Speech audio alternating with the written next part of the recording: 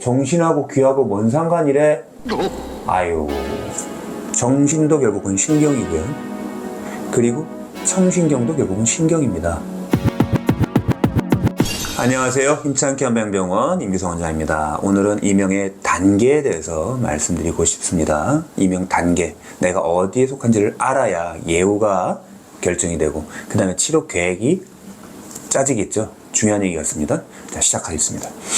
자, 이명의 단계는 크게 3단계로 보시면 좋으실 것 같아요. 이거 어디 교과서에 없는 얘기입니다. 이건 실제 제가 임상을 하면서 단계를 나눈 거니까요. 처음에 1단계. 자, 1단계 때 치료하면 사실 제일 좋아요. 예후가 제일 좋습니다. 근데 보통 1단계 때는 치료 안 하죠. 그냥 무시하고 삽니다. 1단계는 뭐냐? 이명이 잠깐 있다가 그냥 없어지는 거예요. 피곤할 때 잠깐 이명.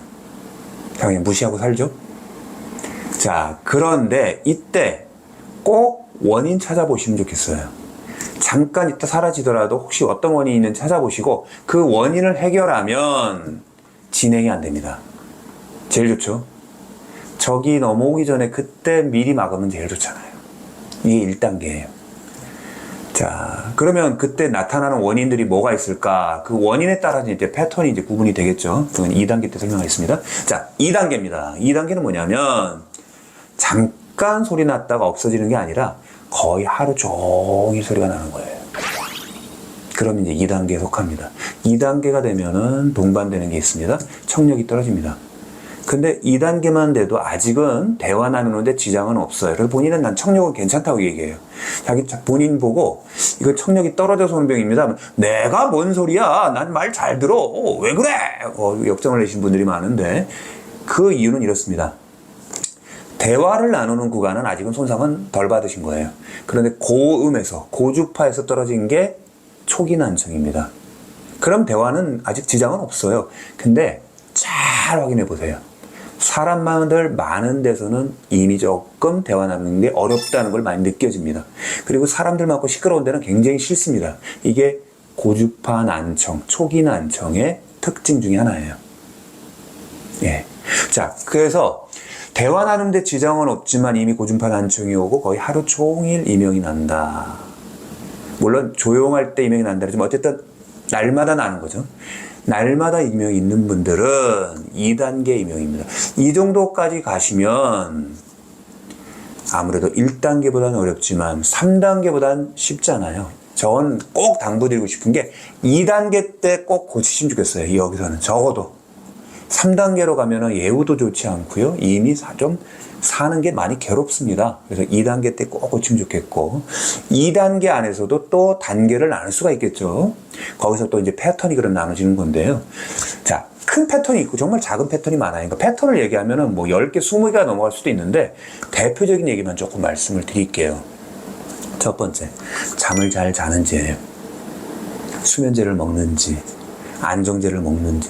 왜 제가 이 말씀을 드리냐면 잠을 잘 못 자고 수면제를 먹고 안정제를 먹고 뭔가 정신과 치료를 계속 받고 있고 그런 분들은 아무래도 조금 더 예후가 안 좋아요. 정신하고 귀하고 뭔 상관이래? 아유, 정신도 결국은 신경이고요. 그리고 청신경도 결국은 신경입니다. 똑같은 신경이에요. 그리고 이 정신적인 부분의 그 신경과 이 청신경은 엄청난 네트워크가 있어서 서로 영향을 엄청 주고받고 해요. 그런 분들 정말 많아요. 나 어머니가 돌아가시고 나서 이명 왔어요.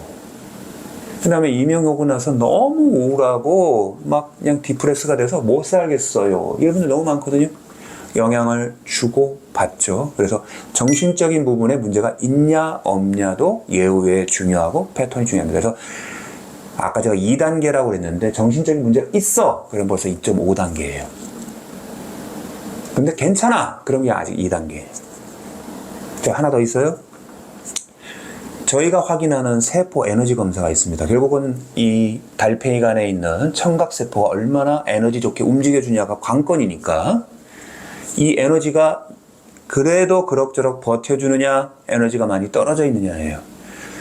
페이스 앵글이라고 해서 그 세포를 그 전기 측정으로 확인한 방법인데요. 이게 예를 들면 5점대, 6점대가 나오면 안 좋아요. 그래도 적어도 한 7점대, 8점대가 나와야 되거든요. 그러면 5점대가 나왔다 그러면 저것도 저는 2.5단계가 되는 거고요. 한 뭐 7이 나왔다. 그러면 그래도 2단계. 6이 나왔다. 그러면 한 2.3단계가 되겠죠. 그렇게 저는 예상하고 예측하고 있습니다. 그 다음에 또 있습니다. 또 뭐가 있냐면 다한증, 안면 홍조예요. 자, 다한증하고 안면 홍조가 있냐 없냐예요.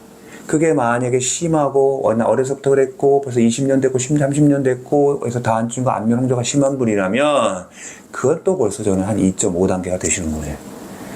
땀을 흘려서 자꾸 열을 내고 에너지를 뺏어가고 얼굴에 홍조가 있어서 열이 나면 청각세포도 계속 열을 받기 때문에 좋지가 않거든요. 그걸 해결하지 않으면 안 낫습니다. 그래서 2.5단계예요. 자, 요것만 해도 굉장히 좀 중요하고 하나만 더 알려드리겠습니다. 단계. 또 하나가 혀예요. 혀를 보셔서 혀에 문제가 있어. 자, 뭐가 문제냐? 간략하게 말씀드릴게요. 혀가 많이 갈라졌는지, 혀가 이빨 자국이 그냥 있어서 쭈글쭈글한지, 아니면 혀 뒷면에 시커먼 게 많은지, 어쨌든 그런 문제가 많으시다 그러면은 저는 2.5단계, 2.7단계 혀는 굉장히 중요합니다. 왜냐하면 혀의 혈액순환 상태가 귀의 혈액순환 상태거든요. 그래서 그건 좀 더 저는 가중치를 높게 봅니다. 자, 이렇게 해서 단계를 봤죠. 자, 그럼 이제 3단계로 넘어가겠습니다. 3단계는 어떤 거냐? 2단계에서 이제 진행이 된 거죠. 대부분 진행이 됩니다. 슬프게도. 그러면 뭐가 있냐? 청각에 문제가 왔죠. 대화 나누는데 지장이 생기죠. 난청 진단을 받죠. 그 다음에 기억력과 집중력이 떨어져서 일상생활에 곤란함이 많은 분들이에요. 그럼 벌써 이제 3단계죠. 그러면 3단계는 포기해야 되느냐? 저는 포기는 안 하셨으면 좋겠어요. 물론 2단계에 있는 분들보다 치료 기간도 더 걸릴 거고요. 예후가 뭐 더 좋지는 않겠지만 놔두면 더 심해지거든요. 더 심해지면 제가 4단계 말씀을 안 드렸지만 그럼 뭐겠어요? 치매가 오기 쉽겠죠. 우울증이 아예 완전히 뿌리를 내기가 쉽겠죠. 그러면 안 되지 않습니까? 그래서 치료가 필요합니다. 좀 더 끈질기게 하는 분들, 계속 문을 두드리는 분들에게는 저는 분명히 문은 열릴 거라고 보거든요. 그래서 1단계, 2단계, 3단계 이렇게 설명을 드렸어요. 좀 정리하자면 1단계는 잠깐 있다 사라지는, 이때 그래도 최대한 원인을 찾아서 고치면 제일 좋다고 했고, 2단계는 대화 나누는데 지장은 없지만 이미 초기 난청, 고음에서 초기 난청이 와서 거의 하루 종일 아니면 날마다 이명이 있는 분들이에요. 이런 분들은 그분 안에서도 또 단계를 나눌 수 있다고 그랬어요. 다한증, 안면홍조가 있냐 여부, 정신적인 문제가 있냐 여부, 혀에 문제가 있냐는 여부, 그 다음에 세포 에너지가 많이 떨어져 있는지 괜찮은지 여부, 이거에 따라서 단계를 또 나눌 수 있다는 거 말씀드렸고, 그 다음에 3단계로는 안 가면 좋겠다. 왜?